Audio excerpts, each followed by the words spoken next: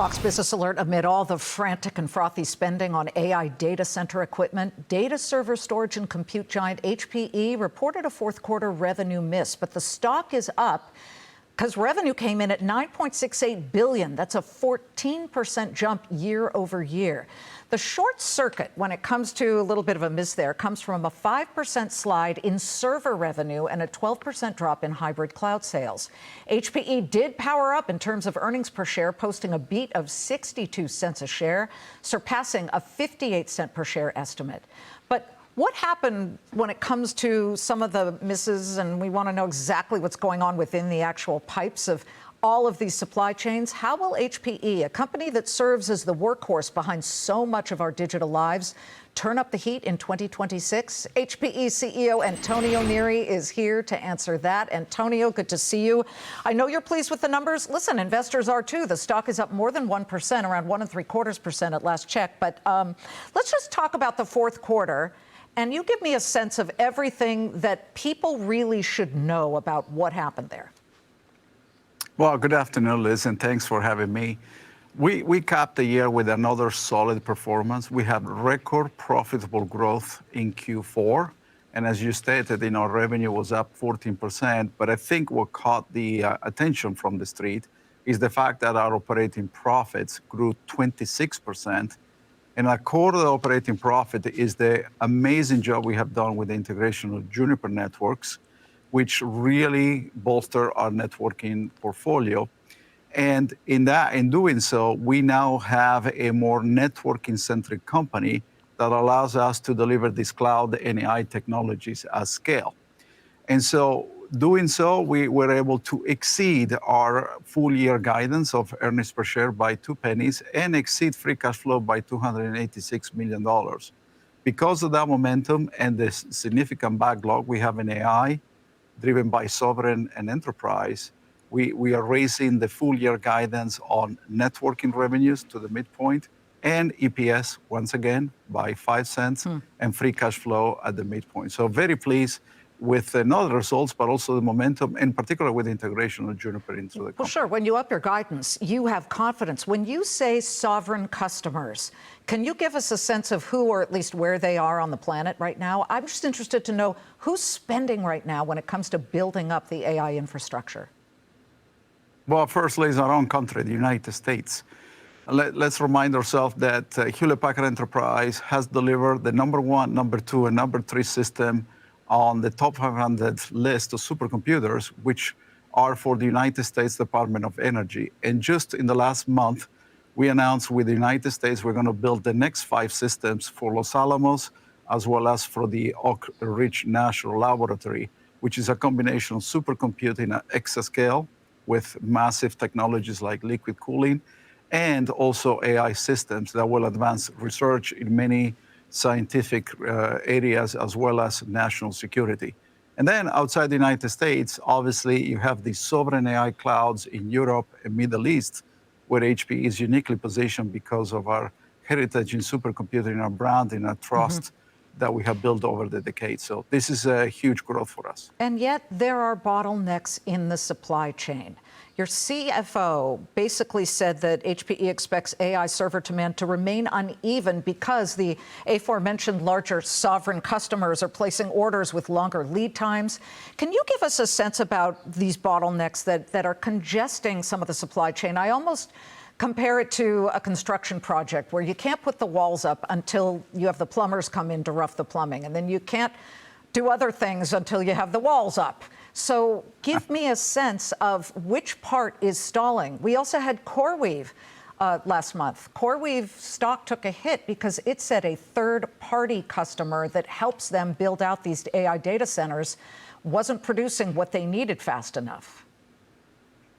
Well, Liz, I mean, clearly there is a huge demand out there. And I think the audience need to understand it's not just about GPUs availability, but it's all the mechanical parts. When you build a data center for AI, you're talking about the football field size or even bigger that requires all these mechanical parts, the plumbing. You talk about plumbing. This data center needs a lot of plumbing because you are moving water to cool the systems, power, heat exchangers, and the like.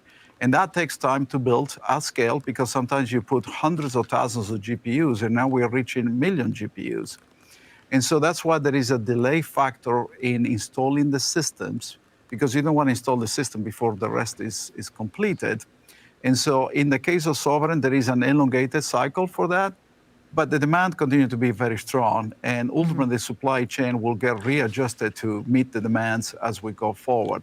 But we are excited about that demand and the role Hewlett Packard Enterprise will play going forward. Oh, no doubt. We know there's a lot of demand, but that's almost like a sponge. Sponges soak up a lot of water or demand, but they eventually become saturated or plateau.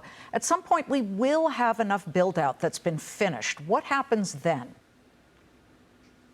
Well, remember, AI is a variety of use cases. You're talking about training, and obviously there is all about improving the accuracy of these models, whether it's large language model or agentic models, moving into the physical AI with robotics, and eventually reasoning. But on the other hand, you have to build a large infrastructure for inferencing. Think about, if you're driving and you're using AI to drive autonomous vehicles, that latency, that connection to make sure the data is processed real time requires close connectivity where the data is created. Or think about in healthcare. If you're doing a live MRI and now using or embedding AI, that system cannot go down. So there is going to be a dispersion between what I call the edge all the way to the cloud, and in between the data center for enterprises who needs to favor their data sovereignty. And so the demand will continue to be very strong. Now, over time, obviously, we need to make sure the adoption of enterprise continues to grow. Antonio, this is not a surprise to you, nor should it be, because a lot of people are talking about it, but these daisy chain deals that look, well, the term is circular, but it's like, vendor financing kind of thing. How strict are you with your financial department about not entering into deals that look like you are paying someone to then turn around and take the money you paid them to purchase your product? Yeah, we don't have any of that. We don't do any of that. We focus on good quality customers, and mostly in the enterprise space, where we have long history with them based on credit ratings, based on payment history. And ultimately, we want to fund enterprise to drive the adoption of AI, not to drive large build-outs. And in some cases, we actually finance some of the governments, through our as-a-service models. But other than that, in the traditional large neo-clouds or, service providers, we don't do any of that, Liz. HPE, your AI-optimized servers run on the high-end Nvidia processors. Are you getting them fast enough? We're always interested to know, and Jensen Huang comes on the show and he says, nope, we're churning them out. A lot of this depends on Taiwan Semiconductor, who's actually manufacturing the Nvidia chips. Are you getting them in time? Absolutely. We have a fantastic relationship with Jensen. He and I have ongoing checkpoints. I know. I'm sure you have a great relationship with him, but are you getting the product we don't have on any issues. time? Yeah, we don't have issues receiving the GPUs and the components that Jensen provide to us. It really comes down to the forecasting planning process, Liz.